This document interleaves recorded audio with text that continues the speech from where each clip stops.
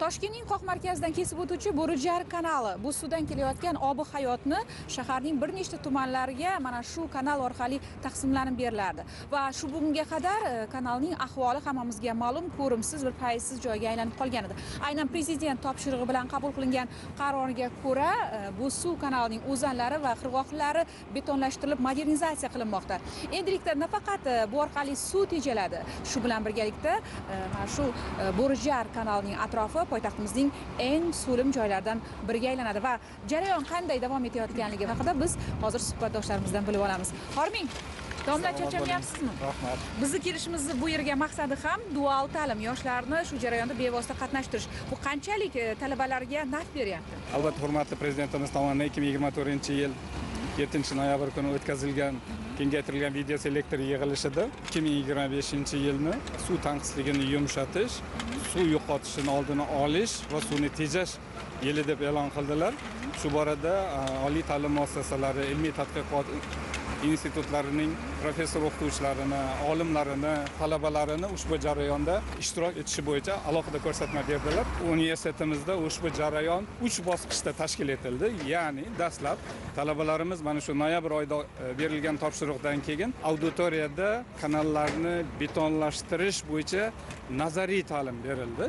Keyin doktorantlar va talabalarimiz loyiha jarayonida ishtirok etdi va o'zlari tayyorlagan loyihani Bo'rijar kanalida ko'rib turibsiz, betonlashtirish jarayonida to'g'ridan-to'g'ri ishtirok etishmoqda. Demak, Bo'rijar kanalini mana shu modernizatsiya qilish jarayonlari to'liq irrigatsiya institutini olimlari, studentlari tomonidan yaratildi desak mubolag'a emas, shundaymi? Xuddi shunday, ayni shu jarayonni to'liq texnologik qismida bizni talabalarimiz, olimlarimiz ishtirok etdi. Bir qismi kontingentimiz hozir Toshkent viloyatining Jarariq kanalida va Sirdaryo viloyatida ishtirok etmoqda. Umuman olganda, dual ta'lim tizimi universitetimizda fakultetlarning o'zining spesifikasidan kelib chiqqan holatda mavsumiy, taqvimiy reja asosida tashkil etilgan. Masalan, gidrotexnika qurilishini fakulteti talabalari va doktorantlari asosan noyabr oyidan mart oyigacha betonlashtirish jarayonida ishtirok etayotgan bo'lsa, gidromelioratsiya fakultetining talabalari bular vegetatsiya davrida xuddi shunday ishtirok etishadi. Talabalar nima oladi o'zlariga? Qanchalik ular uchun kelajak uchun foydali bo'ladi va qancha suv tejaladi mana shu loyiha? Birinchi navbatda talabalar o'z kasbiga va sohasiga sadoqat hissini shu yerda uyg'otyapti.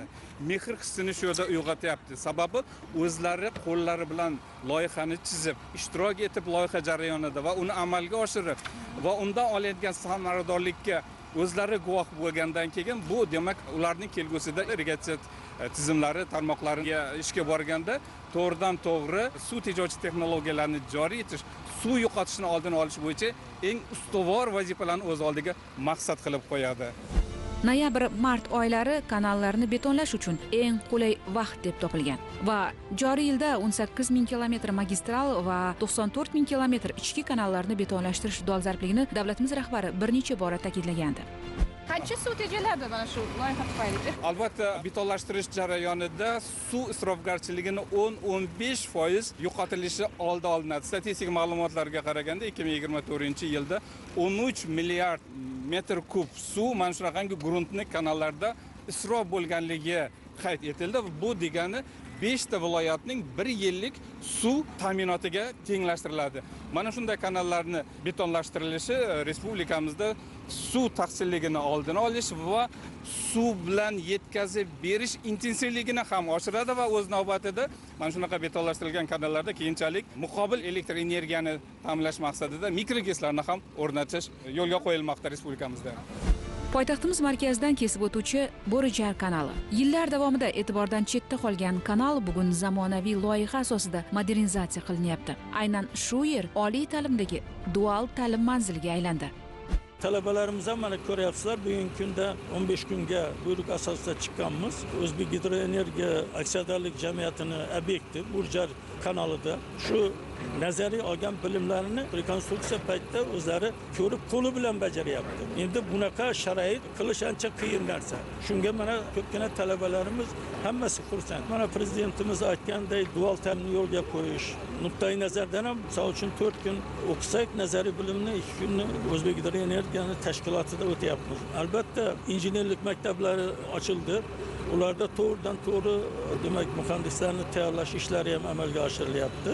Bundan tashqari qilinayotgan loyihalar hammasi ilm asosida bo'lishi kerak deb aytadi prezidentimiz. Bu haqiqat. Men ekspert sifatida mana shu kanalni ekspertiza qilishda qatnashganman. Biz hamma qilingan loyihalarni ko'rib chiqib, o'zimizni fikrlarimizni aytganmiz, ilmiy tomondan ko'rsatmalar berganmiz. Shular tuzatilgandan keyingina biz inshootni qurish mumkin deb qo'l qo'yib berganimizdan keyin mana bugungi kunda shu ishlar amalga oshirilyapti. Natija yaxshimi, sizga yoqyaptimi? Natija juda ham yaxshi, a'lo darajada.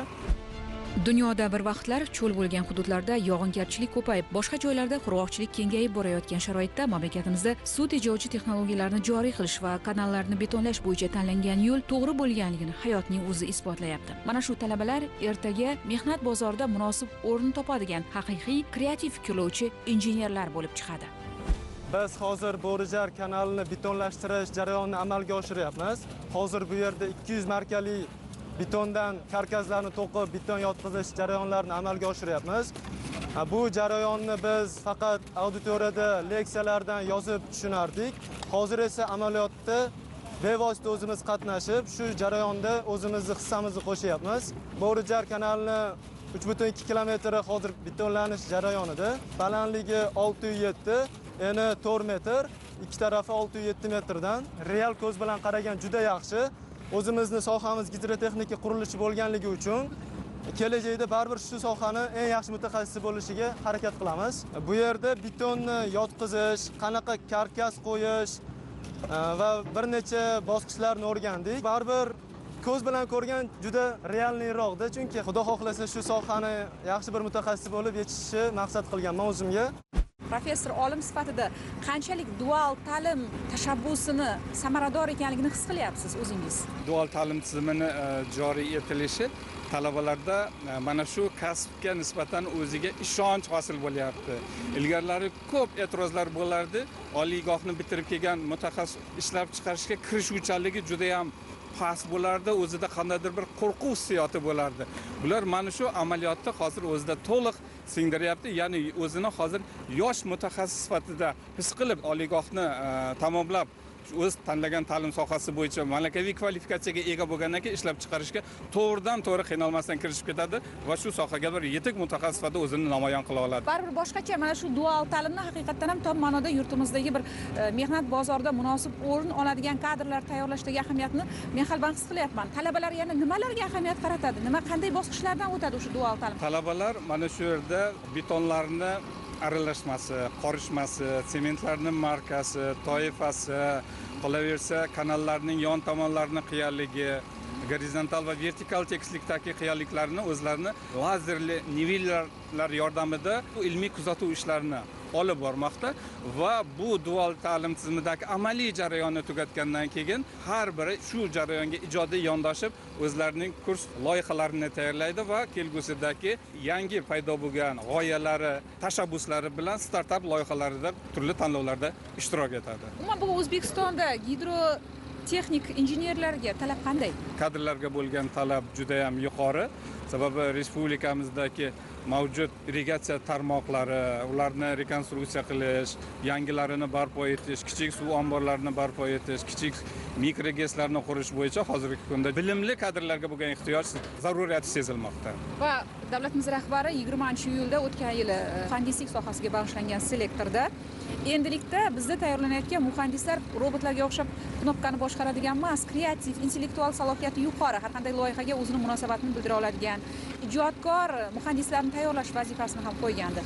Bu borada jarayon qanday ketyapti? Bizning universitetimiz qurilish sohasida muhandislik oliy maktabini tashkil etdi. Bu birinchi navbatda ikki tomonlama O'zbek Gidroenergiya aksionerlik jamiyati bilan hamkorlikda va Xitoyning Sinzao universiteti bilan birgalikda qurilish bo'yicha oliy muhandislik maktabi tashkil etildi va shu asosida ham mahalliy talab va ehtiyojlardan kelib chiqqan holatda xorijiy tajribani uyg'unlashgan holatda yosh oliy malakali muhandis texnik kadrlar tayyorlash yo'lga qo'yildi. O'zbek Gidroenergiya aksionerlik jamiyati tomonidan eng iqtidorli talabalarga har yili 5-10 nafar ish beruvchining stipendiyasi ta'sis etilgan va ular to'g'ridan-to'g'ri universitetni tamomlagandan keyin O'zbekgidroenergiyaning maxsus shunaqa yirik obyektlariga to'g'ridan-to'g'ri ishga qabul qilinadi. Universitetda bitiruvchilari necha foiz ishga joylashtirilyapti? Aynan soha bo'yicha 80% ga yaqin bitiruvchilarimiz o'z kasbiga ega va shu soha bo'yicha faoliyat yuritmoqda.